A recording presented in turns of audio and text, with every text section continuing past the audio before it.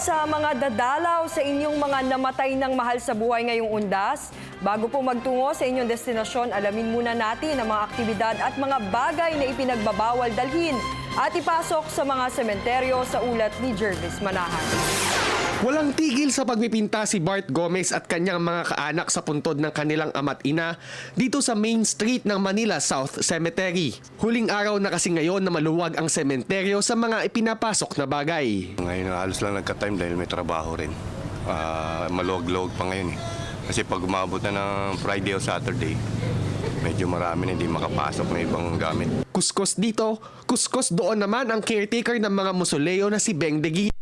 Tulad ng iba, sinamantala na niya ang mga araw kung saan kaunti pa lang ang mga taong naglilinis. Excited na nga raw siya sa pagdating ng undas dahil gaya ng ibang caretaker, ito na raw kumbaga ang kanilang Pasko. Siyempre, hingi kami ng bayad na. Payday na. Pasko na namin yun eh. Kailangan bayad sila. Ganun yun. Every year, binibigyan niya kami ng bayad na. Full payment na yun. Ngayon ang huling araw na papapasukin ang mga sasakyan sa Manila South Cemetery. Ibig sabihin, isasara na nila ang mga gate ng sementeryo bukas at tanging mga tao na lang ang papapasukin. Bawal na rin muna maglibing hanggang sa susunod na Lunes. Maghihigpit na rin sila sa mga bagay na ipapasok simula bukas. Bawal ang alak, kutsilyo, itak, thinner, palakol, baril, ice, gare, stereo, radio, speaker at baraha.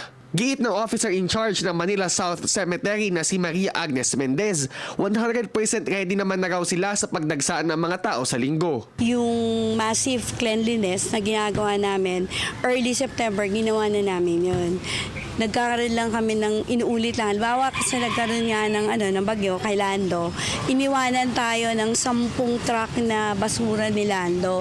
Yung mga puno na mga naputol, yun, inayos namin. Nasa 900,000 ang nakalibing sa 25 ektaryang sementeryo.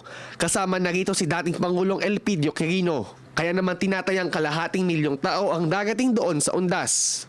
May nakahanda naman na raw na medic sakaling may mahilo. Updated din ang records ng kanilang opisina sakaling may maghanap ng kanilang mahal sa buhay. At may libre ring wifi sa kanilang opisina na pwedeng magamit ng publiko.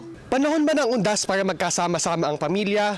Paalala pa rin sa mga dadalaw sa sementeryo na hindi ito party kaya naman dapat pa rin igalang ang mga namayapang mahal sa buhay.